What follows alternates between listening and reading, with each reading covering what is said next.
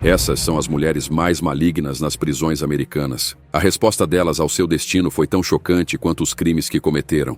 Mulheres que, ao invés de se arrepender, abraçaram sua natureza implacável e se tornaram as figuras mais temidas no sistema penitenciário. Prepare-se, pois hoje vamos revelar as histórias dessas mulheres que aterrorizam até os prisioneiros mais endurecidos. Começamos com Dynell Lane. Dynell Lane, uma ex-auxiliar de enfermagem, ficou mundialmente conhecida por um crime impensável e macabro que abalou a comunidade em 2015. Ela orquestrou um plano perverso e detalhado para enganar todos ao seu redor, incluindo uma gravidez falsa. Lane usou uma barriga de gravidez de mentira, alterou imagens de ultrassom e até fez um chá de bebê, tudo isso para convencer os outros de que estava esperando um filho. À medida que sua data fictícia de parto se aproximava, a pressão de dar à luz tornou-se insustentável, levando Lane a um ato de violência indescritível. Em 18 de março de 2015, Lane criou um anúncio falso no Craigslist, direcionado a mulheres grávidas. Michelle Wilkins, de 26 anos, respondeu ao anúncio e foi até a casa de Lane. Uma vez lá, Lane a atacou brutalmente, cortando o bebê de Michelle de seu útero em um ato desesperado e sangrento. Durante o julgamento, Michelle Wilkins descreveu o ataque com uma clareza angustiante, lembrando que Lane usou toda a sua força para pressionar contra sua traqueia, deixando-a sem ar até que tudo ficou escuro.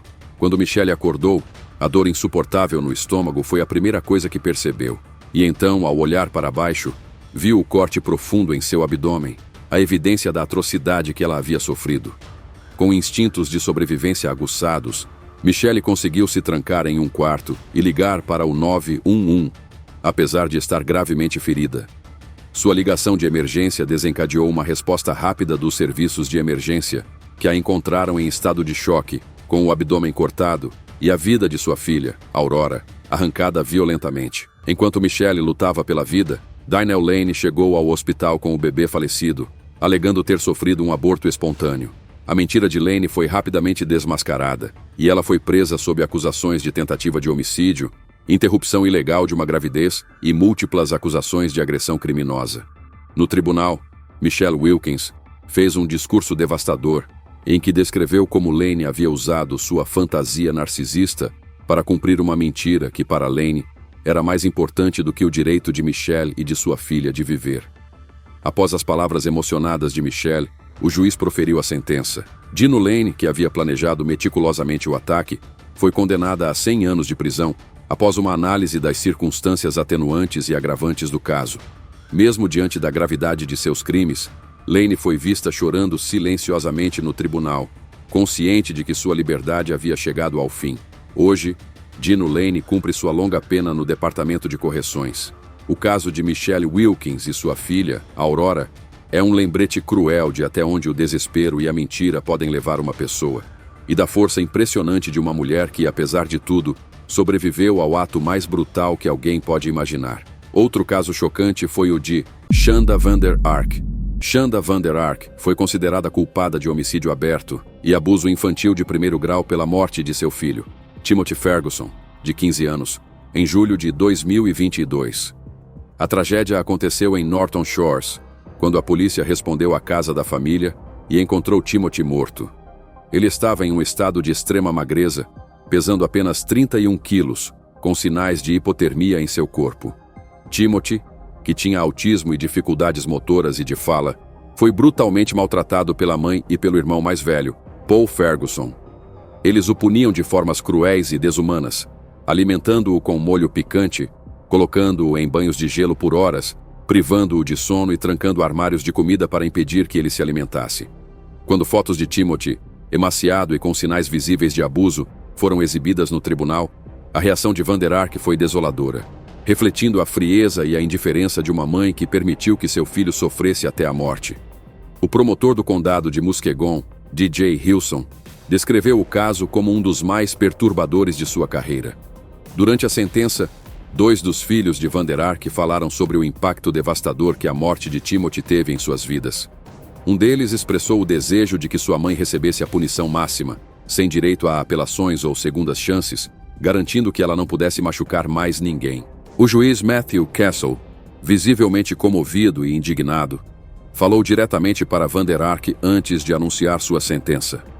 Eu não vou deixar você se esconder na escuridão nunca mais, disse ele, deixando claro que a crueldade de Van der Ark não seria ignorada e a verdade sobre o que ela fez com seu filho não seria esquecida. O juiz então proferiu a sentença, condenando Chanda Van der Ark a cumprir 50 a 100 anos de prisão pelo abuso infantil em primeiro grau, além de uma sentença de prisão perpétua sem possibilidade de liberdade condicional pelo homicídio doloso de Timothy. Van der Ark será encarcerada pelo resto de sua vida no Departamento de Correções de Michigan, sem qualquer chance de retorno à liberdade. O sistema de justiça desta vez foi implacável com ela, dando a Timothy a voz que ele jamais teve e garantindo que sua morte não fosse em vão. Entretanto, seu caso não se compara a Diana Lovejoy.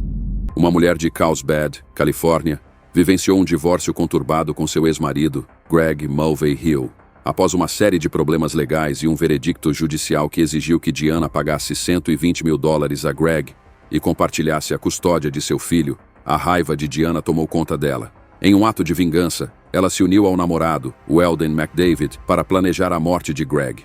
O plano deles envolvia atirar em Greg, e de fato, ele foi atingido no tronco. No entanto, a bala não atingiu seu coração, e ele teve sorte de sobreviver ao ataque. A trama de vingança foi descoberta, e as evidências apresentadas pelo tribunal foram suficientes para condenar Diana e Weldon. Diana, durante a audiência de julgamento, desmaiou em um momento de extrema tensão, abaixando a cabeça em direção à mesa de defesa. O veredito foi claro. O júri considerou Diana Lovejoy culpada de tentativa de homicídio e conspiração para cometer homicídio. O silêncio no tribunal foi quase absoluto, interrompido apenas pelos choros da sua família, que observava atônita. Os médicos intervieram imediatamente, já que Diana parecia ter desmaiado, mas logo descobriram que ela havia apenas desmaiado devido ao impacto emocional da sentença. Enquanto Diana enfrentava essa dramática virada no tribunal, seu parceiro, Weldon McDavid, recebeu uma sentença de 50 anos de prisão perpétua, pois foi ele quem realmente puxou o gatilho. Diana foi condenada a 26 anos de prisão perpétua, um destino sombrio para alguém que, em sua busca por vingança, foi condenada a passar décadas atrás das grades. A história de Diana Lovejoy é uma dolorosa lembrança de como emoções descontroladas podem levar a decisões trágicas e como a justiça, apesar de todo o sofrimento, assegura que as ações violentas não fiquem impunes. Se você acha que a verdadeira justiça foi feita nesse caso, deixe sua opinião nos comentários. Antes de continuarmos, gostaria de convidar você a se inscrever no canal para receber mais vídeos interessantes como este. Continuamos com Michelle Blair. Uma mulher de 35 anos está prestes a enfrentar a punição máxima no Tribunal do Condado de Wayne. Ela é acusada de homicídio em primeiro grau pela morte de sua filha e homicídio doloso pela morte de seu filho. O caso chocou a comunidade de Detroit, principalmente pela brutalidade das ações e pela falta de remorso demonstrada pela ré. Michelle se tornou o centro de uma investigação macabra e perturbadora que revelou o pior pesadelo possível. O que parecia ser um dia comum no bairro de Martin Park, em Detroit, logo se transformou em um cenário de horror. Em uma manhã de março de 2015, amigas de Michelle foram até sua casa para ajudá-la com um despejo. Enquanto retiravam móveis, um cheiro forte e desagradável os levou a investigar mais profundamente o local. A busca os conduziu até um freezer, onde, para o horror delas, encontraram os corpos congelados de duas crianças enrolados em cobertores. A primeira vítima foi identificada como Tom Blair, de 13 anos, e a segunda, Stephen Barry Mitchell, de 9 anos. Os corpos estavam empilhados de forma cruel e sem nenhuma demonstração de respeito ou cuidado. Michelle Blair foi imediatamente presa e levada para as audiências no tribunal. Durante o julgamento, ela surpreendeu a todos ao admitir, sem qualquer remorso, a brutalidade dos seus atos. Ela declarou com uma frieza impressionante que matou seus filhos intencionalmente e sem arrependimentos. Quando questionada sobre a decisão de empilhar os corpos no freezer, a resposta de Michelle foi igualmente desoladora. Eu só tinha um congelador. Quando o juiz a interpelou sobre como ela conseguia dormir à noite, Michelle respondeu com um tom indiferente, dizendo que dormia bem e, ainda mais chocante, afirmou que, se tivesse a chance, mataria novamente. Blair alegou que os filhos haviam abusado sexualmente de seu filho mais novo e que a decisão de matá-los foi uma forma de justiça. No entanto, nenhuma evidência foi encontrada para corroborar suas alegações de abuso. As investigações não encontraram provas que sustentassem suas acusações. Mesmo assim, Michelle se manteve firme em sua versão dos fatos, afirmando que matou seus filhos como uma forma de punição. Durante a sentença, A juíza Dana Hathaway expressou suas profundas consternações sobre o caso. Ela afirmou que a maior tragédia não era apenas a morte das crianças, mas o fato de que elas nunca conheceriam uma vida sem o medo e o trauma que viveram enquanto estavam sob o cuidado de Michelle. As crianças viveram com o terror constante de sua mãe, e o juiz refletiu sobre como elas nunca poderiam ter experimentado as alegrias da vida, por causa da crueldade de uma mãe que deveria ser sua protetora. Após a sentença, Michelle Blair não demonstrou qualquer emoção. Sua expressão permaneceu estoica, sem sinais de arrependimento. Ela foi condenada à prisão perpétua, sem possibilidade de liberdade condicional, o que significa que ela passará o resto de sua vida atrás das grades.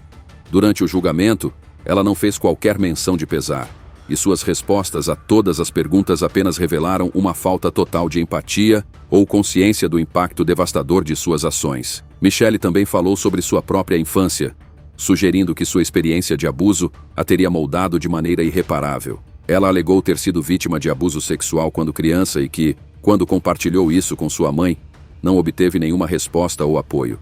Ela disse que, devido à falta de ação de sua mãe, sentiu-se impotente e desprotegida. No entanto, quando questionada se sua própria violência era uma consequência do abuso que sofreu, Michelle se defendeu, afirmando que todos têm escolhas e que ela não poderia culpar sua mãe pelos seus próprios atos. Ela afirmou que o abuso de crianças era algo inaceitável para ela e que, caso tivesse a oportunidade, teria matado por isso. A frieza com que ela se expressou durante esse relato deixou todos no tribunal perplexos. A falta de remorso e a justificação para os seus atos deixaram claro que ela não se arrepende de sua violência e que, para ela, suas ações foram, de alguma forma, justificadas. O caso de Michelle Blair é um dos mais perturbadores que o sistema judicial de Detroit já enfrentou. Não apenas pela brutalidade de seus atos, mas pela falta de qualquer sinal de remorso ou reflexão sobre a gravidade do que fez. A pergunta que fica é: até que ponto o ambiente em que uma pessoa cresce pode realmente justificar comportamentos tão devastadores? E será que a justiça foi de fato feita? Se você tivesse que julgar, qual seria a sua sentença para Michelle Blair? Compartilhe seus pensamentos nos comentários. Entretanto, seu caso não se compara a Taylor Schabusiness. Uma mulher de 25 anos compareceu a uma audiência de competência em fevereiro de 2022 para avaliar sua capacidade de entender os procedimentos judiciais e se poderia auxiliar em sua defesa. Ela estava envolvida em um caso de terror que parecia mais ficção do que realidade. Em uma noite, acompanhada de seu namorado, Chad Theon, de 24 anos, a rotina deles tomou um rumo trágico e macabro. Sob o efeito de drogas, Taylor estrangulou Chad até a morte com uma corrente, no porão da casa de sua mãe. Porém, o horror não parou por aí. Após matá-lo, Taylor, em um ato impensável e perturbador, abusou sexualmente do corpo sem vida de Chad e, em seguida, desmembrou-o. O choque e o pânico tomaram conta de Taylor, que entrou em contato com as autoridades após os eventos grotescos. Ela foi acusada de homicídio doloso de 1º grau, mutilação de cadáver e agressão sexual de 3º grau. Durante sua audiência de competência, o juiz Thomas Walsh presidiu os trabalhos enquanto o advogado Quinn Jolly representava Taylor. A defesa solicitou mais tempo para que um especialista contratado preparasse o relatório necessário para avaliar a situação mental de Taylor. O juiz Walsh concedeu 2 semanas adicionais para que a avaliação fosse completada. No entanto, durante o julgamento, um momento chocante ocorreu. Taylor, em um ataque de raiva descontrolada, se lançou contra seu advogado Quinn Jolly, enquanto ele se preparava para apresentar o relatório. Guardas do tribunal rapidamente intervieram, conseguindo imobilizá-la e a colocando em uma cela de detenção. Após o incidente, Jolly pediu para se retirar do caso, e o juiz Walsh atendeu ao pedido, designando um novo advogado do Escritório de Defensoria Pública do Estado. Embora tenha sido um ataque inesperado, Taylor Schabusiness não enfrentou acusações adicionais pela agressão ao seu advogado. No final, ela foi condenada à prisão perpétua sem possibilidade de liberdade condicional, por matar, abusar e desmembrar seu namorado de maneira tão brutal e impiedosa. O caso deixou uma marca profunda pela violência e pela natureza bizarra do crime cometido. Outro caso chocante foi o de Jennifer Mee. Conhecida inicialmente como a Garota do Soluço, passou de uma celebridade da mídia para uma acusada de homicídio de 1º grau. Aos 19 anos, ela foi presa sob a acusação de um crime brutal, mas seu nome já havia sido ligado à fama internacional anos antes, quando, com apenas 15 anos, ela desenvolveu um caso de soluços incontroláveis que durou semanas. Durante esse período, a mídia a acompanhou de perto, mas após seus soluços serem curados, o interesse público desapareceu. A atenção da mídia retornou, porém, quando Jennifer foi presa, desta vez por um crime muito mais grave. Ela foi acusada de planejar um assalto com um homem que conheceu online. Em um golpe cruel, ela atraiu uma vítima para uma casa vazia, onde seu namorado da época, Lamont Newton, e seu amigo, Len Rayford, estavam esperando. Juntos, eles roubaram e atiraram no homem de 22 anos, matando-o no processo. O crime foi motivado por apenas $50, um valor irrisório pelo qual tiraram a vida de uma pessoa. Após o assassinato, Jennifer foi presa e, enquanto estava na cadeia, teve uma conversa gravada com sua mãe, onde admitiu sua participação no crime, alegando que estava na hora errada e no lugar errado. Essa gravação tornou-se uma peça crucial durante o julgamento. Quando o júri se reuniu, o veredicto foi claro. Jennifer foi condenada por homicídio de primeiro grau. A sentença foi severa. O juiz declarou que, tendo considerado a gravidade do crime, ela seria sentenciada à prisão perpétua sem possibilidade de liberdade condicional. Ao lado dela, seus co-réus Rayford e Newton também foram condenados pelo homicídio e receberam sentenças idênticas de prisão perpétua. O caso de Jennifer Mee é um exemplo marcante de como a vida de uma pessoa pode tomar um rumo inesperado, desde a fama passageira até o envolvimento em um crime tão trágico. Entretanto, o caso dela não chega nem perto de Crystal Candelario, uma mulher que se viu diante do tribunal com uma acusação grave, homicídio qualificado e colocar crianças em perigo. A tragédia começou no verão de 2022, quando Crystal, mãe de uma filha de apenas 16 meses, deixou a pequena Jaylen sozinha em um cercadinho, com algumas mamadeiras de leite, enquanto ela viajava para Porto Rico com um amigo. Durante a viagem, Candelario se afastou da responsabilidade materna, desfrutando de dias de lazer, sem considerar o destino de sua filha. Em Detroit, os promotores revelaram imagens angustiantes de uma câmera de campainha vizinha, capturando os gritos desesperados de Jaylen, que chorava sozinha na madrugada. Por volta de 1h04 da manhã, os gritos da criança podem ser ouvidos, mas ninguém veio ao seu socorro. Quando Candelario retornou de sua viagem, a situação era devastadora. Sua filha estava morta, abandonada sem comida, água ou cuidados. Em pânico, ela ligou para o 911, mas era tarde demais. Durante a audiência de sentença, os promotores expuseram os detalhes dolorosos do caso, descrevendo uma mãe que traiu sua obrigação mais fundamental. O bebê, tão pequeno e vulnerável, amava sua mãe e precisava dela, mas foi cruelmente deixada para sofrer sozinha. Candelario teve a oportunidade de se dirigir ao tribunal, falando por meio de um intérprete, e expressou remorso, pedindo perdão à sociedade e à filha que perdeu. Ela alegou que estava sofrendo muito, mas suas palavras não conseguiram apagar a tragédia que causou. O juiz, antes de pronunciar a sentença, disse: "O vínculo entre mãe e filho é um dos laços mais puros e sagrados entre os seres humanos, mas em uma traição chocante a este laço fundamental, você cometeu o ato final de traição." A sentença foi dura. Candelario foi condenada à prisão perpétua, sem possibilidade de liberdade condicional. Como parte de sua punição, ela passará o resto de sua vida em uma cela, onde, ao contrário de sua filha, pelo menos será alimentada. Hoje, Crystal Candelario cumpre sua pena, refletindo sobre um ato irreversível que custou a vida de uma criança inocente e a destruição de um vínculo sagrado. Outro caso trágico foi o de Mackenzie Shirilla. Mackenzie Shirilla, uma jovem de 17 anos, foi considerada culpada de assassinato após um acidente de carro devastador que resultou na morte de seu namorado, Dominic Russo, e de seu amigo, David Flanagan. O acidente aconteceu nos arredores de Cleveland, quando Shirilla, dirigindo a impressionantes 160 km por hora, bateu com o carro na lateral de um prédio comercial. Russo e Flanagan morreram instantaneamente no local, enquanto Mackenzie sobreviveu. Os promotores argumentaram que o acidente não foi um simples erro de direção, mas sim um ato premeditado. Shirilla teria alimentado uma relação tóxica com seu namorado e feito ameaças violentas contra ele, inclusive prometendo destruir sua propriedade. Testemunhas relataram que ela havia planejado o crime, e o promotor afirmou que o vídeo do acidente mostrava claramente sua intenção. Você a vê dirigindo com muita calma, fazendo a curva à direita, e então, Todas as evidências indicam que ela imediatamente pisou fundo no acelerador e se dirigiu diretamente para o edifício a 100 milhas por hora, afirmou o promotor. Isso, segundo eles, demonstrava que não havia dúvida. A morte de Russo foi o objetivo final. Poucos dias antes do acidente, Mackenzie teria feito a mesma rota, o que sugeria que ela já estava planejando o crime.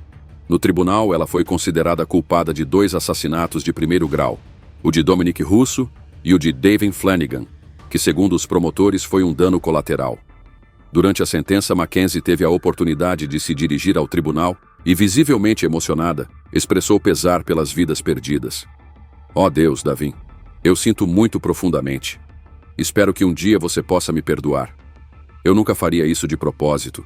Eu queria poder lembrar o que aconteceu. Eu sinto muito. Estou com o coração partido, disse. No entanto, o juiz não considerou essas palavras suficientes para diminuir a gravidade de seu crime. Sem uma condição médica que explicasse o acidente ou falha mecânica no carro, e com a defesa de uma tentativa de suicídio fracassada sendo rejeitada, Mackenzie Sherilla foi condenada a uma sentença severa. O juiz declarou: há uma grande probabilidade, Mackenzie, de que você passe o resto de sua vida na prisão. Ela foi sentenciada a 15 anos de prisão perpétua, a serem cumpridos simultaneamente, uma sentença que reflete a seriedade do ato que tirou 2 vidas e destruiu outras. Agora, Mackenzie enfrentará a dura realidade de passar os próximos anos atrás das grades, com o peso da culpa e da perda eternamente presentes em sua vida. Outro caso chocante foi o de Tatiana Fusari. Seth Welch e Tatiana Fusari, um casal de agricultores religiosos de Cedar Springs, Michigan, enfrentam acusações graves após a morte de sua filha de 10 meses, Mary Welch. A tragédia ocorreu quando, de acordo com os relatos, o casal não procurou atendimento médico para o bebê, mesmo notando que ela estava magra e abaixo do peso. Eles alegaram que sua desconfiança em relação à medicina convencional e ao governo, somada às suas crenças religiosas, os levou a não buscar ajuda profissional.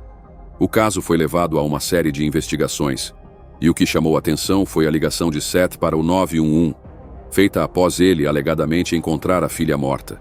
Na chamada, Seth afirmou ter encontrado o corpo da criança cerca de 1h30 após o ocorrido, explicando que não havia procurado ajuda imediatamente, pois estava consultando um advogado primeiro. Ele mencionou que a última vez que tinha contato com Mary foi na noite anterior, por volta das 15 horas, e que ela estava bem quando foi colocada para dormir. Quando perguntado sobre o comportamento da criança, ele afirmou que, em geral, ela costumava dormir por longos períodos, incluindo de 15 horas até por volta das 10 horas da manhã. No entanto, isso levantou sérias questões sobre a negligência dos pais. A autópsia revelou que a causa da morte foi desnutrição e desidratação, condições que são indicativas de negligência grave por parte dos cuidadores. A criança não foi alimentada de forma adequada nem recebeu a hidratação necessária, o que levou à sua morte.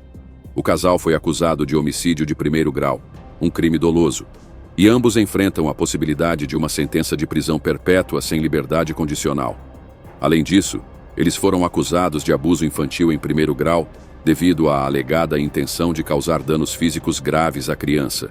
O crime de abuso infantil pode resultar em uma pena de prisão perpétua, ou em uma sentença de vários anos de prisão, dependendo da decisão do tribunal. Agora, o casal enfrentará as consequências de suas ações, com o sistema de justiça se preparando para julgar o caso e determinar a responsabilidade pelas mortes trágicas e desnecessárias de uma criança que foi privada de cuidados básicos e essenciais para sua sobrevivência.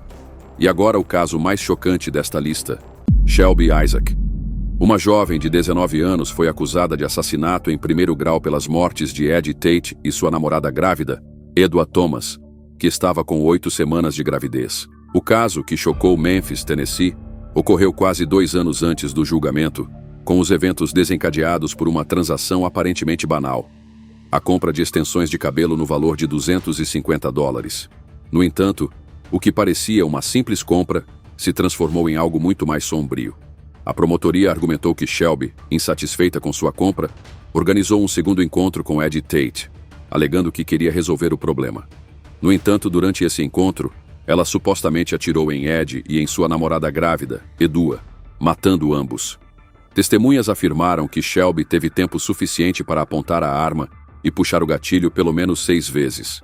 A acusação destacou a frieza e a premeditação do crime, sugerindo que Shelby sabia exatamente o que estava fazendo. Por outro lado, a defesa contestou a narrativa da acusação, apontando a falta de evidências físicas que ligassem Shelby diretamente ao crime. Eles argumentaram que a investigação não apresentou provas concretas que pudessem corroborar a alegação de assassinato em primeiro grau. Após semanas de intensas deliberações, o júri chegou a um veredito que determinaria o destino de Shelby. O juiz James Lemme leu a decisão no tribunal, onde o júri considerou Shelby culpada de homicídio imprudente, em vez de assassinato em primeiro grau. Esse veredito foi um golpe devastador para a jovem que, ao ouvir a sentença, perdeu a compostura e desabou no chão do tribunal. Ela foi imediatamente atendida pelos oficiais que tentaram reanimá-la. Shelby Isaac foi condenada a 30 anos de prisão, com a possibilidade de liberdade apenas a partir de 2040. O caso, marcado por um confronto de evidências e versões conflitantes, revelou uma jovem que, em um momento de insatisfação, tomou decisões que acabaram por resultar em um trágico e fatal desfecho. O tribunal agora aguarda a continuidade do processo judicial, enquanto Shelby enfrenta as consequências de seus atos no sistema prisional. E se estes casos te chocaram, confira este vídeo sobre a criança mais temida na prisão. Obrigado por assistir. Fique com Deus e nos vemos em breve.